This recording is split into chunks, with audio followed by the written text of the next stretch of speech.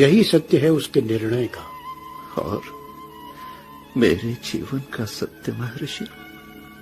तुम्हारे लिए अब सबसे बड़ा सत्य यही है कि अब तुम विवाह करो और एक सामंत की गरिमा के अनुकूल व्यवस्थित ढंग से जियो। विवाह? महर्षि, जीवन के इस मोड़ पर, इसी मोड़ से तुम्हारा नया जीवन शुरू हो, इसके लिए मैं अपनी ओर से अपनी सुकन्या यशोधरा के विवाह का प्रस्ताव तुम्हारे सामने रख रहा हूं। और क्या महर्षि? तनिक सोचिए, क्या मैं अब विवाह के योग्य रहा भी हूं? क्यों नहीं, हर तरह से तुम योग्य हो बीजगुप्त। और यशोधरा एक संत की पुत्री है और एक सामंत की पत्नी बनने की हर योग्यता है उसमें। कहो, कोई संदेह? नहीं नहीं महर्षि, इसमें कोई संदेह हो ही नहीं सकता। अब रात्रि भर यहीं रहो, विचार करो। और अब निर्णय तो तुम्हें ही करना होगा बीजगुप्त। अब मैं चलता हूं।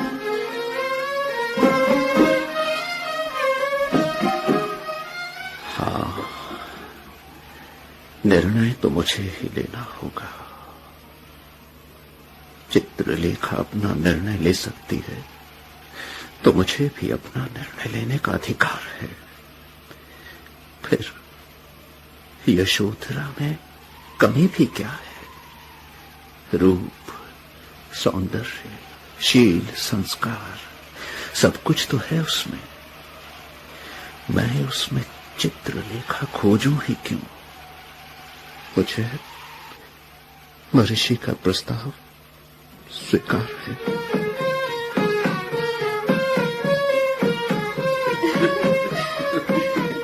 क्या श्वेतांक और यशोधरा एक साथ, कभी हंसते कभी चुप, अब एकाएक गंभीर।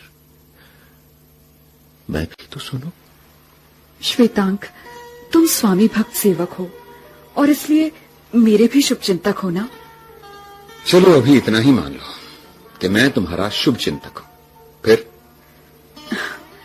मेरे महर्षि पिता ने बीजगुप्त से मेरे विवाह का प्रस्ताव रखा है। सच सच कहो, क्या मैं बीजगुप्त के जीवन में चित्रलेखा का स्थान ले सकूंगी? देखो यशोधरा, मैं जो कहूंगा सच ही कहूंगा।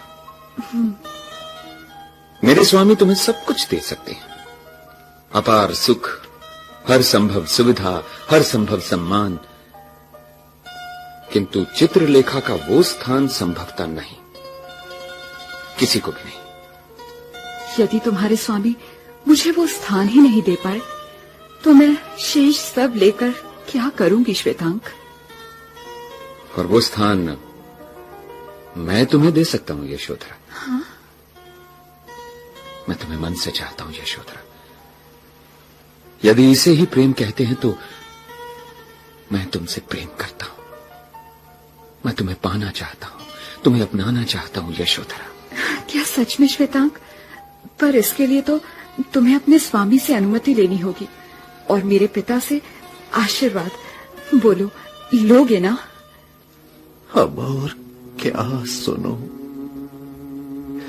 ये कैसी नियति है मेरी, कैसी नियति है मेरी। जिसे भी चाहता हूं वो मेरे देखते ही देखते किसी और का हो जाता है।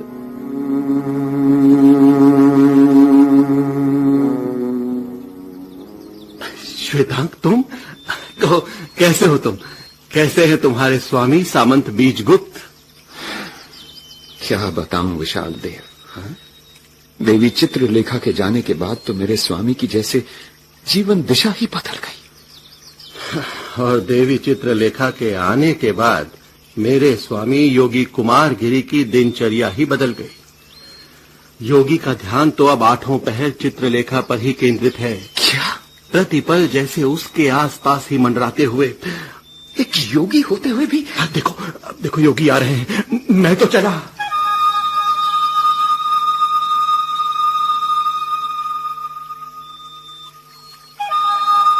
मैं तो विरक्ति को ही अपना संबल मानकर साधना के इस कंटक पथ पर निकला था। मैंने हर तप किया, हर व्रत का पालन किया, पर ये क्या, ये चित्रलेखा के लिए अब मेरे मन में इतनी आसक्ति। क्या मेरा पुरुष मन जीत गया? मेरा योगी धर्म हार गया।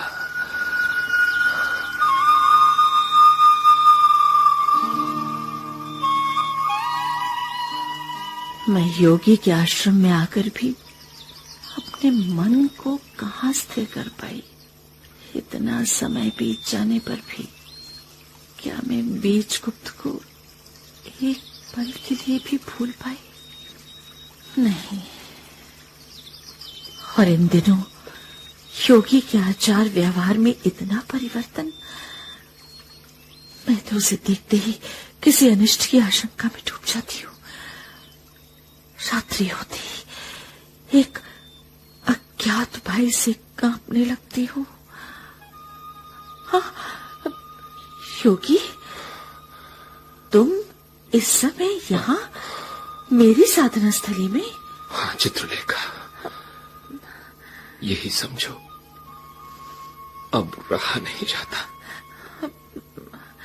एक चुंबक की तरह मुझे यहां खींच लाती हो तुम, और मैं चला आता हूं। तुम योगी हो, योगी को ये भाषा शोभा नहीं देती। तुमने एक योगी को योगी रह नहीं कहा दिया चित्रलेखा। मैंने कब तुम्हारी साधना में बाधा डाली? तुम्हारी इस मनस्थिति का कारण मैं नहीं। इसका कारण तुम हो, केवल तुम ही हो, क्योंकि तुम एक स्त्री हो। और तुम्हारे आने के बाद मुझे पहली बार यह आभास हुआ कि मैं पुरुष हूं। मैं एक पुरुष भी हूं। और मैंने पहली बार ये जाना कि पुरुषोचित इच्छाएं, कामनाएं और वासनाएं क्या होती है। बस योगी, बस बस, इसके आगे एक शब्द भी और नहीं। नहीं चित्रलेखा, अब मैं पुरुष बनकर बोल रहा हूं तो मुझे बोलने दो। प्रकृति ने तुम्हें स्त्री का रूप दिया और मेरे आश्रम में भेजा तो मेरे ही निमित्त। अब मेरी इच्छाओं की पूर्ति तुम्हें ही करनी होगी। योगी, वहीं खड़े हो अपनी सीमा में। अब यही तो संभव नहीं है चित्रलेखा। विशाल देव यहाँ नहीं है। वो बीजगुप्त और यशोधरा के विवाह में भाग लेने गया है। तो सच कह रहे हो योगी? हाँ, बीजगुप्त का विवाह? सच कह रहा हूँ चित्रलेखा। मेरे जीवन की इस रात को मथुरात्रि बनने दो। विशाल देव नहीं आएगा। मैं आ चुका हूँ। आ चुके हो तो देखो अपने स्वामी को। पतन की कगार पर खड़े अपने स्वामी को देखो। पुण्य का दावा करने वाले अपने स्वामी को पाप की सीमा तक जाते हुए देखो। तुम यहाँ कैसे विशाल देव? मैंने तो तुम्हें बीजगुप्त और यशोधरा का विवाह संपन्न होने तक रुकने को कहा था। कैसे रुकता स्वामी? बीजगुप्त और यशोधरा का विवाह वहाँ होता तो रुकता ना। विवाह तो बताओ ना, क्या हुआ वहाँ, क्या हुआ? जब मैं वहाँ पहुँचा तो वहाँ दृश्य ही कुछ और था। इस समय कैसा प्रस्ताव मेरे सामने रख रहे हो बीजगुप्त? मेरी पुत्री का विवाह एक सामंत से तो संभव हो सकता है, उसके सेवक श्वेतांक से नहीं। कैसे संभव हो सकता है ये विवाह तुम्हारे एक सेवक के साथ, जिसके पास किसी प्रतिष्ठित कुल का नाम नहीं, परिवार का कोई स्तर नहीं, समाज में कोई पद नहीं? नहीं नहीं नहीं, मुझे स्वीकार नहीं है तुम्हारा ये प्रस्ताव। फिर क्या हुआ विशाल देव? फिर क्या हुआ आप जानना चाहते हैं? तो सुनिए स्वामी। सामंत बीजगुप्त ने उसी क्षण सबके सामने श्वेतांक को अपना दत्तक पुत्र घोषित कर दिया और वहीं राजाज्ञा से उसे अपना सामंत पद भी प्रदान कर दिया। इतना बड़ा त्याग श्वेतांक के लिए?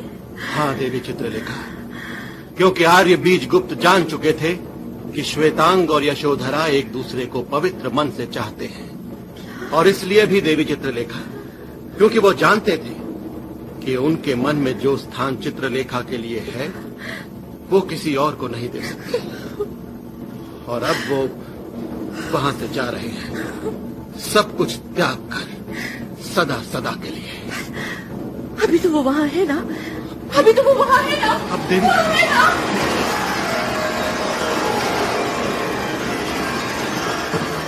रुको बीचकुप, रुको, मेरे आने तक तो रुको बीचकुप। जाने से पहले मुझे सुनते तो जाओ बीचकुप। सुनो बीचकुप, ना तो मैं नर्तकी रही, ना मैं साध्वी बन सकी। बीचकुप्त, मैं तो बस एक आधी अधूरी नारी रही। रुक जाओ बीचकुप्त, रुक जाओ। तनिक मुड़कर देखो बीचकुप्त, तनिक मुड़कर देखो। ओह चित्रलेखा, बहुत देर कर दी तुमने।